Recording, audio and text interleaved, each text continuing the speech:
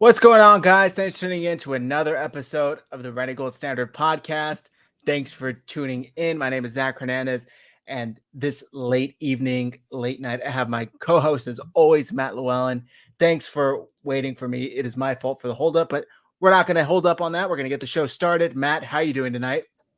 I'm doing good, Zach, and let's be honest, good things come to those who wait, and it seems like we're going to be waiting until the very end of the divisional round to see the 49ers go up against the Dallas Cowboys. We know that the NFC Championship game is going to be played in Philadelphia, so it remains to be seen which one of these two teams is going to get to go. I have a feeling that I'm pretty decided one way or another, though, so let's jump into it.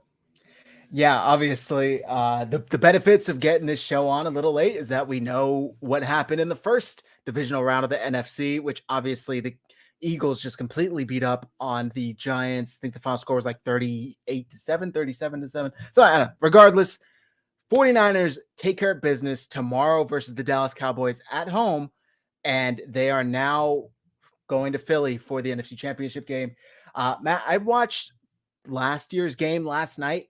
In your opinion, how much of that do the players kind of carry over, and how much of that translate to this year? Because there's a lot of different faces on the team this year than were on there last year.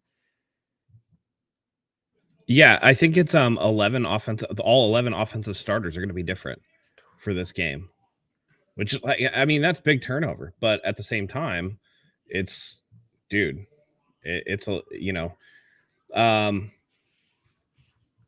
it's the same style though, right? Like no matter who is going up against the Dallas Cowboys, whether you got new starters, offense, defense, this, that, or otherwise, you got to understand that the style of football that the 49ers play is going to lend itself. I want to say, I can't remember exactly who it was, but there was one of those talking head personalities that was spot on when he said, hey, look, the 49ers play physical football, the Cowboys play finesse football. And usually when physical meets finesse, physical wins.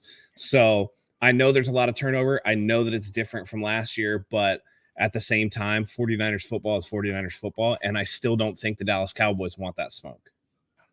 I agree 100%. Even though they like to say they do, you have people like Micah Parsons, Dak Prescott coming out saying, oh, yeah, the Niners are the one team we wanted to face. Let's get real. You didn't want to face the 49ers. You're accepting the fact that you have to face the 49ers, but I don't think they want to face the 49ers because they like to call themselves a physical team, a bully team. But I agree with you, Matt. I think they're more of a finesse team, and I really don't think that when it comes to getting punched in the mouth over and over and over and over again, that's something that the Dallas Cowboys can tolerate and continue to proceed. I think that tomorrow is really going to be decided by the running game. And if the 49ers are able to get that running game going early and often, the Cowboys are going to have a lot on their hands that I frankly don't think they're going to be able to handle. Are you concerned with maybe Brock Purdy going into tomorrow? Second playoff game, looked a little shaky to start last week, but got his footing. How do you feel about him going into tomorrow? Yeah, it remains to be seen. And just to touch on what you were talking about the running game, I mean, if you compare last year, this was when it was peak wide back, correct? I mean, Deebo Samuel was running the ball, Elijah Mitchell running the ball. Now you still have Deebo Samuel, you still have Elijah Mitchell, and you throw CMC into the mix. And I don't care what the Dallas Cowboys have been saying on social media. Micah Parsons talking his shit, other people talking. Fact of the matter is, I think that when you look at the way that Dallas is approaching this week, it's almost like the complete opposite of how the Seahawks handled it last week. It's like they're taking a different tact to try to get the similar result. Whereas Pete Carroll and the Seahawks were very deferential. Oh man, we got to play the Niners, and maybe that little faux humble, put a little seed of doubt inside the Seahawks mind. Whatever it was, the 49ers were able to get stuff done early. I think the Cowboys are trying to pump themselves up because at the end of the day, it's like when you're about to jump into a pool or a river or a body of water, is really cold. You're just psyching yourself up over on the side before you jump in. And inevitably that cold hits you and it takes the wind right out of your sails. And the first thing you want to do is get your ass right back out of the pool. And I think that's kind of what's happening. So that being said, the 49ers need to set the tone early. I know that Brock Purdy got, a little jittery and a little loose to open the game last week in terms of his ball placement and things like that. But that was first time playoff game, right? It'd be different if, this was the first time, or if he wasn't able to rebound and we were left wondering, how does he recover? But Brock Purdy, showed up big time in that second half against Seattle. Was able to avoid turnovers. I know that there were a couple of turnover-worthy plays, but at the end of the day, no turnovers. The 49ers are able to put up 41 points against Seattle. Each week that goes by for Brock Purdy and he checks another box, I'm less and less worried about him. Now, I'm not going to buy into Mike Silver's BS report about the 49ers already having determined their 2023 starter. It's Mike Silver, y'all. He said the 49ers were drafting Mac Jones at 3. But, that the confidence in Purdy grows each and every week from fans, from the coaches, I'm sure, from the team. So I'm not super worried about Brock Purdy. And, I had been up until this point. I don't know. Maybe I should worry about that, right? It's like being a fighter. The first time you go out there without butterflies in your stomach is the first time you get knocked out. But I just don't see it this week against a very finesse Cowboys team. Yeah, I agree. I think that, first of all, that report from Mike Silver kind of took everybody by storm, and it was like, oh, okay, well, that's kind of weird that would just be put out there, but sure. I saw Benjamin Albright pretty much come out and say nothing of the sort, that it's completely still up for competition, and like they wouldn't commit past this year. So we'll see what happens. Well, and that's the thing, right? Like who's even thinking about 2023 training camp at this point in time? Yeah. Like, why is that leaking out now? What is the point of this? I think it's just smoke to maybe, just distract away. I don't know. But I find it funny that report was leaked in between, all these games going on and the whole D'Amico Ryans thing that turned out to be one giant, like, nothing burger. Yeah. It's just funny that Silver seems to sneak these things in there when he thinks that he can get one by on everybody without them looking too hard into what he's actually reporting. I don't think anybody in that building has any love for Mike Silver, if I'm being completely honest. Not after the stuff he pulled this past year, for sure. Yeah, I agree. And that's what Melissa's referring to here, that, heard a report that D'Amico had 2 interviews on Sunday before the game. I only saw one with the Arizona Cardinals, but then it later turned out to not be true. So the other one rumored was Houston, I think. But this was Jeremy Fowler essentially saying, like, it's going to be a wild 72 hours for him, that he'll have done interviews before kickoff, not necessarily that they're going to take place. Listen, if you think the 49ers are the type of organization that would allow this to happen on a game day, you got another thing coming. There's no way that this buttoned up franchise is going to allow its defensive coordinator in one of the biggest games of the year, the biggest game of the year up until this point, with a chance to go to the NFC Championship game. They're going to let that guy take any sort of Zoom interview or call or whatever. And I guarantee you that if D'Amico Ryans was the type of person to do that to a team that he's still currently with, you might as well let him walk out the door. I don't think these reports are true. I think that D'Amico Ryans is all in. And again, this goes right in line with that Silver report. Why are people talking about next year? We still got this year to go, right? Like Fred Warner always says, and like Kyle Shanahan's been saying this entire year, they're trying to go 1-0 again. So, that, again, it's just all distracting noise. It's all just whatever they can drum up. You hear these stories all the time, but in my mind, it's much ado about nothing. I agree. This has kind of sparked a debate amongst 49ers fans on Twitter, whether or not NFL, like the hiring, the interviewing process, should be paused until the end of the Super Bowl, till after the Super Bowl. And I think that that's a legitimate conversation to be had there, because even if the interview isn't taking place before the game on Sunday, there still were interviews that took place. Like Steve says, he interviewed with Houston on Thursday, interviews that took place the week leading up to the game. Yeah. And I just think there's really no point to rush it. Yeah, I think it's weird. I can't remember back to the situation where Kyle Shanahan was hired. I know that the 49ers had their eye on him, but I didn't hear anything about formal interviewing or anything like that while Atlanta was still in that playoff run. And I just think that in any event, they should be kind of barred or prohibited from courting coaches while the season for that team is still active. Now, if it's like, just say, for example, Jacksonville loses today, and for whatever reason they're interested in their offensive coordinator, some team wants to interview them or whatever, fine, season's over, right? Do what you're going to do. But while the teams are still active and alive in the playoffs, I think that at the very least, it should be an unwritten rule to leave those guys alone. But if it comes to it, maybe this offseason will be the one where the NFL's like, all right, we got to kind of put a kibosh on that. But here's the other thing. People say that D'Amico, it's going to be a distraction. I want everybody out there to realize that Dan Quinn has been doing interviews too. So it's not just one side. Both sides are doing it. So at the same time, I think that D'Amico is going to have his team ready to go. So what we'll see on the field tomorrow, that's for sure.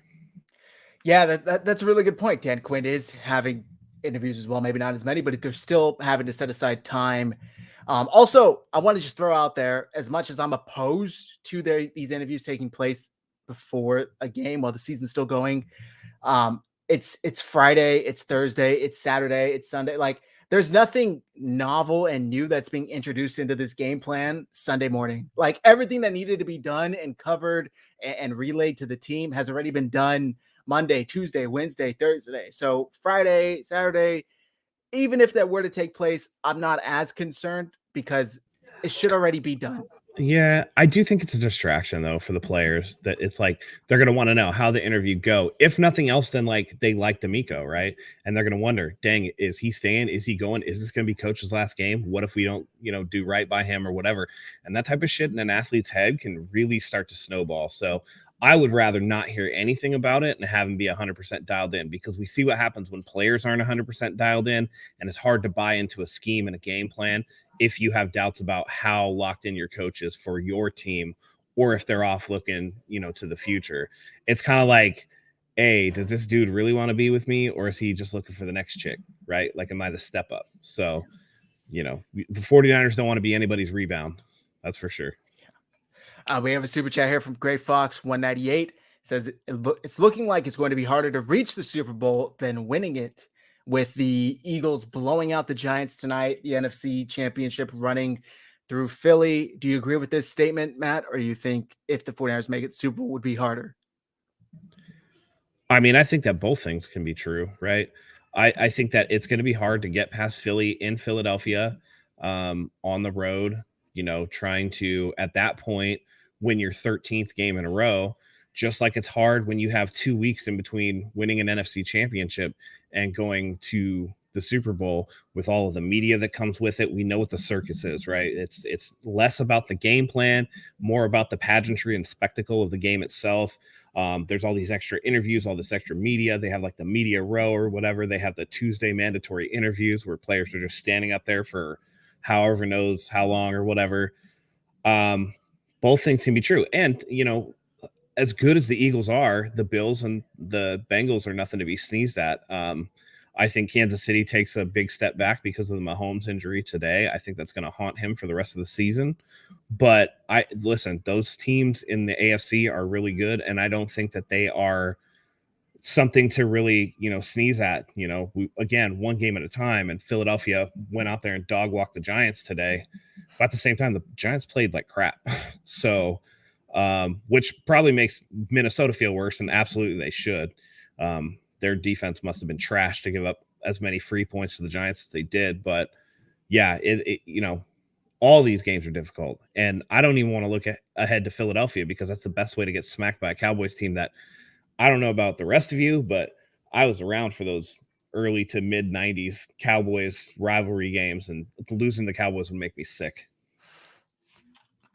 Yeah, and that's a really good point. I know us fans maybe not have as much influence, but still, I think we need to take a step back and realize there's a very important game to be held tomorrow. After tomorrow, the 49ers blow the Cowboys out, they win by a point, whatever it is, then we can focus on what's going to happen in Philly, what's going to happen if the 49ers win that championship game, go on to the Super Bowl. But for now, let's just take a deep breath and let's focus on beating the Dallas Cowboys at home. This is a hell of a matchup.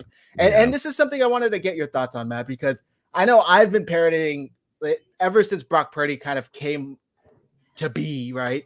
Especially in our group chat. We all know the NFL loves their storylines. And aside from the Bills and what's going on with obviously DeMar Hamlin and that kind of unity generating in that team off of that. I think the 49ers have the best storyline, and what better of a storyline than a rookie 7th-round quarterback, Mr. Irrelevant, literally Mr. Irrelevant, to win the Super Bowl in his hometown of Arizona, where he was the Gatorade Player of the Year when he was coming out of high school, I believe. How much do you actually think that plays into anything at all? These storylines in the NFL? Nothing at all? No, because they have storylines for every team. Look at it. The ascension of Jalen Hurts for Philadelphia. Look at Cincinnati. Oh, the runner-up last year gets another shot at winning a Super Bowl. Can Joe Burrow get it done? Look at Dallas if they make it. America's team back in the big game. Do they win another Super Bowl and recapture the glory of the 90s? Right? Like you said, Buffalo, DeMar Hamlin, this and this and that. Brock Purdy might be the best story. It's the best story for us. I don't think, that's necessarily going to count nationally in terms of, fan support or anything like that. And in terms of like impacting games, that's, I mean, bro, that's right up there with like flat earthing. I don't buy into No. Okay. So here's my take on it, right? I think when the 49ers played the Ravens in the Super Bowl, the NFL wanted that storyline of Ray Lewis riding off on the sunset, right? Maybe they don't call holding at the last 2-3 plays of the game to allow the Ravens to win that. So maybe not macro, but that directly but impacts micro. but that directly impacts the game though. They're not telling their refs don't call this. That's ridiculous. That's just missed calls. I mean, that's wild, bro. For somebody who bets as much as you do, I hope you don't feel that. I'm being facetious, but I do think that the NFL, out of all of these storylines, right, there's only one, in my opinion, that a movie could be made out of, and that's the 49ers with Brock Purdy. I mean, yeah, but did they make a movie out of Ray Lewis? They made a movie out of Kurt Warner. I mean, did anybody watch it? That's a good point. How many years later was it? As a matter of fact, the only Baltimore Raven that's had a movie made about him was Michael Orr with The Blind Side. That's a good storyline as well. I'm just saying, yeah, but that whole storyline was BS, it turns out. I didn't know that, actually. Yeah. No, the NFL doesn't care about movies or anything like that.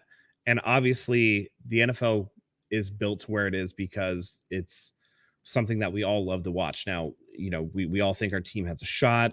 It's easy to digest. It happens once a week, this and this and that. If there was any inkling that it wasn't on the up and up, like for real, not just fans complaining about bad officiating, which we all do because I think the officials need to be full-time, this and that. I think that it would be the death knell for the NFL. I mean, if people thought it was fixed in a way that like pro wrestling is fixed or whatever. I mean, we saw was it Tim Donahue, the referee in the NBA that got caught point shaving, not even necessarily affecting outcomes of games, but just affecting the spread and what happened with him. These leagues don't play that. And big gambling is not something to play with that either. So those things are like really cool to speculate about, but absolutely not. I mean, we saw a perfect example of officiating just being blatantly missed today with Mahomes getting the helmet-to-helmet call on the roughing the passer and then Trevor Lawrence not getting the call. And I don't think it was anything but the refs maybe not looking in the right direction or anything like that. But yeah, I don't think that happens at all. Maybe they don't specifically have a hand on it, but I think, I don't know, they want it to happen more so than maybe another matchup. They might have a rooting interest. They might want something to happen, but people in hell want ice water too. And I don't think the devil's handing out drinking glasses. We don't know for sure. That's all I'll say. All right. I just need to get that out there because I do think they love pushing their storylines, and maybe they just go with what they have and make the best of it. Maybe if Geno Smith and the Seahawks brand, they're talking about Geno Smith and his career revival. You know what I mean? I see a lot of people in the chat talking about Micah Parsons. Let's flip over back to. By the way, that's what I'm telling you. Each team has a story, right? Right. I just think I think the NFL is good at spinning straw into gold, and any little thread they get, they're gonna ride that pine. I mean, all they got to do is have the Chiefs in the Super Bowl and have Chris Collinsworth fillet him for 3 hours on live television like he did today, and then we'll be all set. I was so frustrated. Every single time I turn the TV off. Also, is Chris Collinsworth kid on that broadcast too? Apparently he was. I didn't see that, but apparently he was. Nepotism. Yeah. Just like they have the PFF rankings, and Chris Collinsworth is an owner of PFF. We have a super chat here from Freddie Gonzalez. Thank you, Freddie Gonzalez. Thank you, Great Fox, by the way, for your super chat earlier. What percentage you give the 49ers to win? Do you want to cover this now, or do you want to cover this at the end of the show? I mean, we can talk about percentage, I guess. That's not necessarily what we think is going to happen. I think if you played this game 10 times, the 49ers win 7 or 8 times. Yeah, I just think again, physical over finesse. Both high-scoring offenses, both defenses that that can turn the other team over. I just think at the end of the day, Dak Prescott is a little too cavalier with the ball, and I think that when the 49ers pressure gets to him, that they can make something happen. And I think that this week, a lot of people are riding high on the Cowboys because they saw them just absolutely smoke Tom Brady and the Bucs. But people forget the 49ers. I mean, we don't forget, but national media forgets that the 49ers smoked the Bucs too, and that the Bucs were a losing team in the playoffs by virtue of winning a completely terrible division. When you go up against a real team, I mean, let alone just a real defense. The Cowboys had a chance to, before Philadelphia won the division, they had a chance for a division that week. And they go up against Sam Howell making his first NFL start. And they lose 26-6 to the Washington Commanders, a team that Brock Purdy and the 49ers scored 38 points on. So I think that it's, again, what have you done for me lately? And like you said, the NFL loves its storylines. I mean, this last week after beating Seattle, up until this Giants-Philadelphia game, it was, have the 49ers supplanted the Philadelphia Eagles as the best seed and the best chance in the NFC. And now after the game, you see, man, this Philadelphia team doesn't have any holes. Everybody's in trouble. Right. Yeah. People's opinions on NFL teams from the national media flap like a sail in the breeze. So I don't put anything into what anybody says. It's more what my eyes see. And I think that when it gets to grittiness and toughness, the 49ers are more able to get what, do what needs to be done. I think they run the ball and it's ball control, and they take Dak out of the rhythm. So, yeah, like I said, I watched the game last night from last year's wild card matchup, and in my opinion, this version of the Dallas Cowboys are a step back from last year's version of the Dallas Cowboys, specifically on offense. And I also don't think Trayvon Diggs is the ball hawk he was last year. I think similar, just like we saw with Hufanga in the earlier portion of this year, the gambles were paying off for him last year. They're not paying off for him this year. And he's given up a ton of touchdowns, a ton of yards. And I think that offense is severely missing that veteran elite route runner that they used to have in Amari Cooper.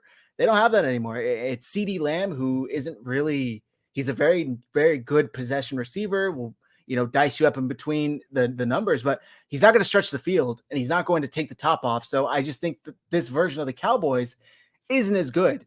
And I think the 49ers, on the other hand, are better than they were last year. I think the offense has taken a step forward. I think the defense, they're solidified. We got a chat in here earlier talking about just taking a sigh of relief that we don't have Josh Norman out there starting. Like, I was watching Mooney that game. Ward's out there instead. Yeah, Mooney Ward. I was just amazed at who we had out there in the secondary and the difference between that secondary and this secondary. The 49ers are completely different, and in my opinion, they're better. And just like you touched on, Matt, the last scoring outputs for the 49ers going back to week 13 of the season, 33 points, 35 points, 21 points, 37 points, 37 points, 38 points, 41 points. Like, this team's putting up points. So even if the Cowboys do manage to score 28 points, they're still going to lose by 10 if the math holds up. So I don't know. Yeah, I mean, and that's against bad defenses, good defenses, middle of the road defenses. I mean, the Commanders are a good defense. Real quick before we move on, just to button up your is it all a scam type thing?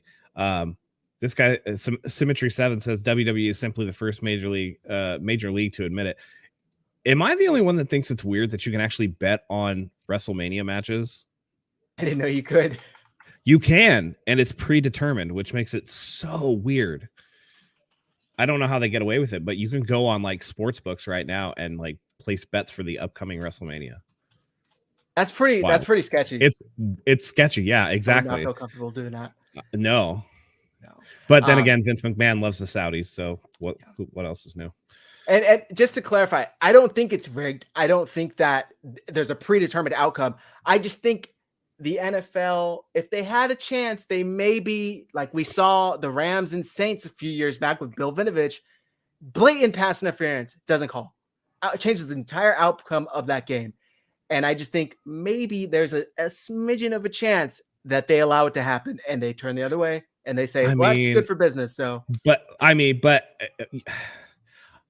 I could see the NFL going like, dang, he really screwed up, but nothing we can do about it, right? On those non-reviewable calls. But that was so blatant that they actually did discuss, hey, should we, think about making that kind of thing reviewable?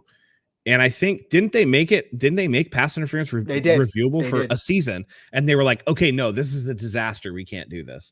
Again, I think that the way you avoid situations like Bill Vinovich apparently having, blindness in both of his eyes at key points of the game is to get these officials in there full time. Why is the most rich sports league in America not employing their referees full time, putting them through rigorous training and putting them through rigorous scenarios and rule, changes and stuff like this?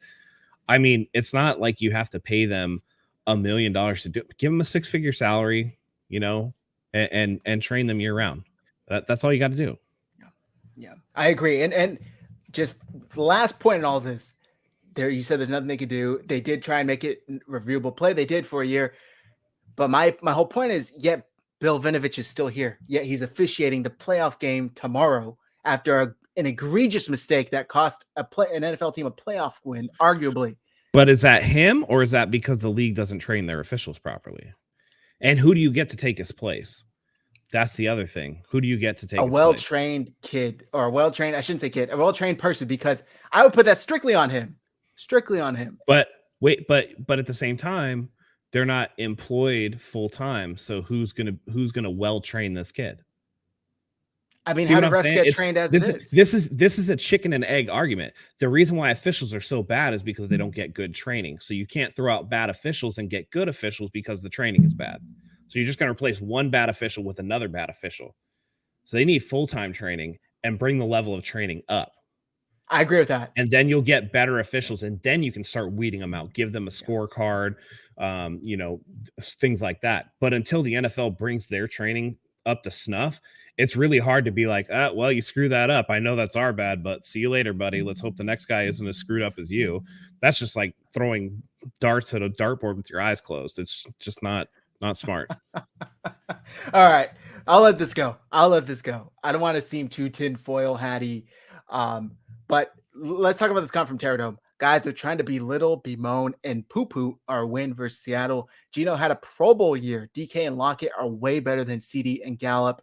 Matt, we saw, like you said, the Cowboys come out and just dominate the Tampa Bay Buccaneers on Monday night. Dak Prescott easily had his best game, possibly ever, definitely of this season. Why are the Cowboys being put on this pedestal and the 49ers just like, well, they play the Seahawks. Let's not get too hot. What's the difference here? That the Cowboys are America's team. And again, they're the flavor of the week. They played last. So the 49ers played Seattle on Saturday. By Monday, the Cowboys were rolling up the Bucks. So Saturday's game was old news. Yeah. So now it's the Cowboys get the shine.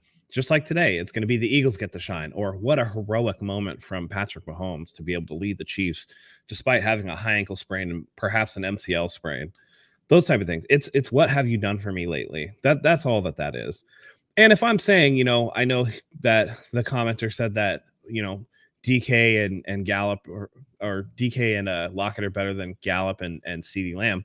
Yeah, but Zeke and Bernard Pollard are better than Walker, and the Cowboys offensive line is better than the Seahawks offensive line. And, Schultz is a better tight end than whatever the Seahawks are rolling out there. And the Cowboys defense, I think, was ranked like 3rd in the NFL or something like that. I just listen, they're a better team than the Seattle Seahawks. So they're going to get more shine than what the Seahawks were going to get.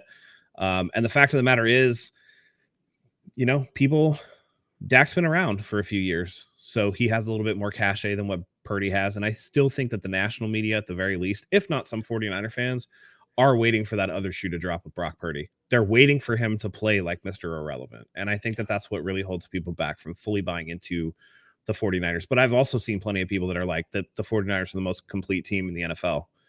So that's fair. That's fair. I just think specifically I'm seeing it out of Cowboys fans. And I know I try not to even read that stuff because it just gets me so annoyed. Yeah, you can't buy into Cowboys fans. No, I don't buy into it. It's just so annoying to see. You remember last year when we beat the Cowboys and they were talking all this shit about like how it's like if wishes were fishes, we live in an ocean, and apparently they think we're in the Pacific in a boat. But like they just if this, if that, come on, man. They will make an excuse for anything. It really is hilarious to see. I think the 49ers tomorrow, ultimately take care of business. And I think they do it with Christian McCaffrey, with Elijah Mitchell, with Deebo Samuel. I just think there's too many weapons for the Dallas Cowboys to focus on, regardless on if they have Micah Parsons or not. That wasn't a problem for Jimmy Garoppolo last year. I don't think it's going to be a problem for Brock Purdy. You know what I mean? Right. Well, and if you don't think that Shanahan is going to game plan around Micah Parsons, then you got another thing coming. I mean, I get people out on the edge and smack Diggs in the mouth and then turn him around because he doesn't want to be that physical. That's for sure. Yeah. So I would expect a steady dose of Deebo Samuel. But yeah, it's, one of those things, man. Let me ask you this, and we'll start to wrap up soon because this is a late night show. Oh, our favorite Rams fan is in here talking like his team isn't sitting on the couch. Jim Everett the Great. I will always stand by using another team to talk trash because your team is sitting at home is the weakest thing ever. Weak. You know what? The only thing weaker is going to a game between two teams and wearing the jersey of a team that's entirely unaffiliated. Yeah. All right, let me ask you this. This has been we're at 49ers Cowboys. I'm going to wear a Raiders jersey. How many Tom Brady jerseys did we see at? Right. How many? Okay, that actually doesn't stand because it was a Bucs game. Never mind. Well, but there were Cowboys jerseys Brady, there. Yeah. Patriots. Oh yeah. It's every baseball game I go to. There's some asshole in a Yankees jersey. The Yankees don't even play in the National League, bro. All right, let me ask you this because this has kind of been a topic of discussion this past week. Suddenly, the talking heads are saying it's unfair that the Cowboys are losing out on basically 2 days worth of prep time because they played Monday night while the 49ers played the first game Saturday, and now they're both playing on Sunday. And that's unfair, and the league needs to get rid of Monday Night Football playoff games. What's your response? I mean, the Cowboys got an extra day to prepare for the Bucs. Thank you. While the 49ers had to go on a short week. So some team is going to, and they tried to balance it out and be fair. Both number one teams that got the week off played today. Yep. So that's just the Cowboys are already building in their excuses. They're putting that L into their repertoire already so that they have some excuse ready to go. Same thing like I was telling you last year. The minute they were like, well, if this, it's going to happen. The 49ers going to win. Well, if the Cowboys didn't play on Monday night, they would have been better prepared. And then they would have. It's coming. So be ready for it. Yeah. Also, hey, shout out to Jim Everett because the Rams played on Monday night last year. And what did they do? They went on to win it all. So there's really no merit to that excuse. Also, play better in the regular season, have finished with a better record, win your division. It's almost like there are advantages to finishing as the higher seed. It's almost like it's not that wild to imagine there are disadvantages to being a lower seed and advantages to being a higher seed. Well, and here's the other thing too. If you want to live up to this moniker as America's team and you want all the shine that comes with that, you have to accept that the NFL is going to schedule you in a primetime period. Right? Like, do you think if Tom Brady and the Bucs would have won that game that Tom Brady would have made that excuse? Hell no. He would have been ready to go. Yeah. So, yeah. This is funny. If they had more time last year. Yeah, at the end of the game. If there were more minutes on the clock in the game, maybe we would have came back and won. Also, I just wanted to say, rewatching that last night really reminded me that Azeez Al-Shaair, because it was literally down to 1 second, and Azeez Al-Shaair just took that extra second getting off of Dak Prescott after he tackled him. God, that sneak to end the game was so stupid. I can't believe that was called. But also, let's not, they want to keep doing the whole Cowboys. oh, if they would have had this, if they would have had that. I maintain that if Jimmy Garoppolo doesn't injure his shoulder in that game, that they play better, and it's not even close to begin with. So it was 23-7 or something like that, 23-9. It was like 23-9 or something for like that. most of the game. Most of the game, it was over a 2-score game. And then Jimmy Garoppolo throws that interception, fucks up the quarterback sneak on 4th and 1. Like, this game should not even have come down to a final drive. So it is what it is. I think we'll see it tomorrow. But yeah, that it's just hilarious that they're still bitching about this whole Saturday, Monday. It is what it is, guys. Just deal with it. And like you said, they're already putting the excuses in beforehand. That way they can come back on the back end and say, see, I told you that Monday night was going to come back to bite us. Just take care of business. Just go out there and do your job. How about that? All right, Matt, let's get into this game. We'll wrap up the show. Offensive, defense. Is there any other keys to victory that I didn't get to touch on yet? Yeah, Skip Bayless already coronating the Cowboys as a key victory for the 49ers. Because I refuse to believe that the universe is so fucked up that we're going to let that man disrespect Shannon Sharp in the way that he has in the last few weeks, disrespect the situation with DeMar Hamlin, and then still gets what he wants out of whatever. So, yeah. Also, I just want to say, if you've been doing something for the past 11 weeks, keep doing it. I've been wearing the same jersey. I've been sitting in the same spot outside of the Tampa Bay game that we actually went to the game. I still have my Christmas tree up because last year I took my Christmas tree down, and that was the day of the NFC Championship. I'm watching, whatever AFC game was that morning. And then that evening, we all know what happened. The Rams, killed Jimmy Garoppolo, the 49ers. So my Christmas tree's still up. Was it like a Miller Lite or a Bud Light commercial or something? It's like all this. It's only weird if it doesn't work. Yeah. Yep.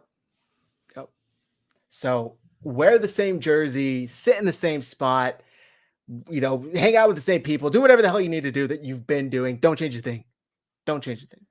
I love how Jim comes in here after however many weeks, right? Holding back tears of a lost Rams season, right? His brain is probably more scrambled than Matthew Stafford's trying to figure out what happened. He's in his feelings more than Sean McVay trying to decide what he's going to do with his life. And he's up in here trying to tear other people down. If that's what gets you enjoyment, sir, that's a sad life. All I'll say is stop it. Get help. Jim, I'll always make time for a fan. So if you want to come in here and fanboy, we'll always make time for a fan. Oh, for sure. And I'll always make time to talk shit. Also Leonardo, I noticed this last night. They're down to the 27-yard line, and the Cowboys spot the ball themselves at the 23. They gave themselves 4 extra yards. That's why you can't spot the ball yourself, you idiot. Oh yeah, for sure. All right. Finish the sentence. Only one of each. The 49ers win tomorrow if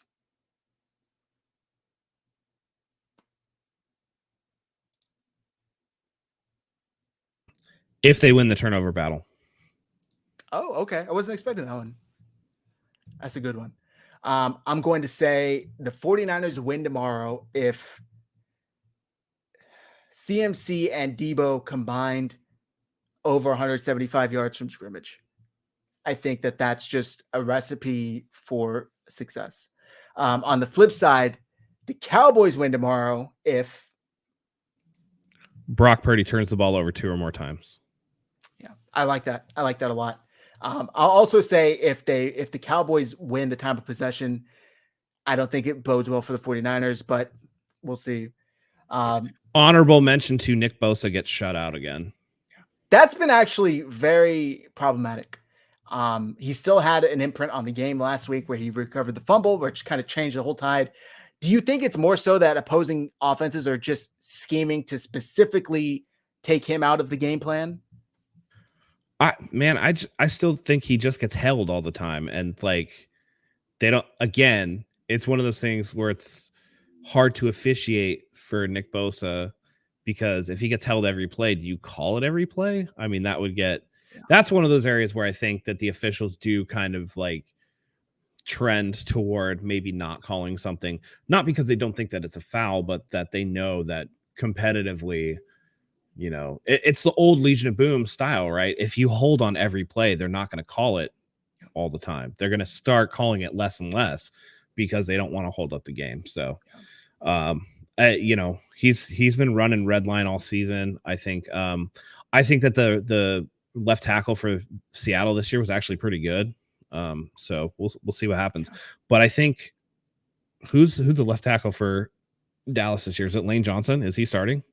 Or is it no, he's out, right? It's Jason Peters that's out for the Cowboys. Lane Johnson plays that's what I was thinking of, Jason Eagles.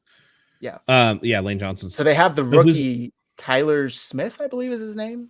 Oh God, he's gonna get dog walked. So, yeah. So speaking of which, I have the injury report pulled up here for the 49ers. I do like this one real quick, by the way. Yeah. If Tony Pollard has a good game, that could hurt the 49ers. I think he's the much better back. I think Zeke is kind of washed, to be honest. But 100%. I know he had like 1,000 yards this year, but I still think Pollard's the better back. More explosive for sure. Yeah. Injury report, Jimmy Garoppolo, Ambry Thomas, both out. Cowboys, Jason Peters out and questionable. Their starting safety, Jaron Kearse. That could be pretty big going into tomorrow because he makes a lot of plays for them. Also, we have a question here I've seen from Brandon a couple of times. Who scares you the most from the Cowboys? I think you kind of just alluded to it with Tony Pollard. Maybe you have a different answer, though. Oh, no, it's Micah Parsons. Yeah. Micah Parsons is the best player on that team. I remember last week when they played and Micah Parsons, I think it was at halftime or whatever, was limping into the locker room. I just can only, hope that the 49ers, take advantage if he's not 100%. Now, I'm not saying I'm not going to be like the Dallas Cowboys radio host and wish an injury on anybody. Just like today with the Patrick Mahomes thing, I'm like, dude, that sucks. I want Jacksonville to win against like them at full strength. But at the same time, if you see somebody's out there less than 100%, like you have to attack. I mean, that's just, it would be foolish not to. So if he's out there, you got to go at him. And I know he says he wants that Trent Williams smoke, but especially after, I think Trent Williams can joke about it and play around about it all he wants. But after getting smoked by his own teammate last week, I think Trent Williams is going to come out pissed. And he's going to do some pancaking this week. So, dude, he's about to turn that field into an IHOP. I'm telling you. Talk about coming out pissed. I think Brandon Ayuk is still pretty upset with himself for dropping that touchdown in the back corner, even though it got tipped. Yeah. It wasn't all on him. But who was it? Who was it? It was a former 49ers player that said it was like the greatest incompletion in NFL history or whatever. Was it Brent Jones or I forget who it was? It might have been Brent Jones. Yeah. Yeah, I saw that. But he was pissed. If you saw Ayuk, he goes over, slams his helmet, lays down. I mean, he was upset with himself and rightfully so, but I think he's going to come out pretty pissed off. And last year he had a good game against the Cowboys, cooked Diggs the whole game. This comment also from Reaper Cobra 96. If I remember right, last year we had to go to Dallas and we had to go to Green Bay. We won those games and we're not crying about it. Exactly. So that's what happens when you're the road dog. All right, let's get into, we have a super chat here from Justin. Who has to have a better game, Aaron Banks or Javon Kinlaw? Oh, it's got to be Banks. Listen, Kinlaw is going to be good against the run, but you still have, Nick Bosa over there. You still have the defense, whatever. You got a rookie quarterback, and as good as Purdy has been, it really makes me nervous when he does those little scramble run around stuff back there. So Banks, Burford, all those guys, they got to be ready to go, and they have a huge task on their hand. I mean, people just talk about Micah Parsons, but there's more. That Dallas team is stacked. I believe they still have Randy Gregory, correct? Mm-hmm. Yep. Yeah, I mean, that's nobody to sneeze at. They got a good linebacking core, so you definitely have to watch out. And the way that Dallas forces turnovers is to make that quarterback run for his life and allow a person like Diggs to take a gamble on a pass and get one up for grabs. So that's the last thing that we want. Purdy is a smaller guy. He does make some off-schedule plays that look really good, but at the same time, if he can, be on schedule and have clean throwing lanes, that's what we want the most out of this whole thing. Yeah. Yep. I agree. I think Aaron Banks, I think Javon Kinlaw at this point, for the most part, is like found money. I think you can get away with Javon Kinlaw, get by with him just being average. If he does anything more than that, fantastic, but this 49ers defense only needs him to be average. Oh, I'm getting corrected in here. Randy Gregory is in Denver. That's my bad, guys. Oh, okay. All right. I saw a question here from Melissa, and then we're going to wrap this up with the offensive defensive player of the game and a final score prediction, asking what type of production do you expect from George Kittle tomorrow now that Brock Purdy is in there? Real quick, it's DeMarcus Lawrence who I was thinking of. Lawrence, yes. Tank. DeMarcus Lawrence, who is really good. I'm sorry, what was the question one more time? Yeah. George Kittle? Melissa, what type of production do you envision from him tomorrow? I pretty on par with what's it's hard to say because I think that the Cowboys can be gotten.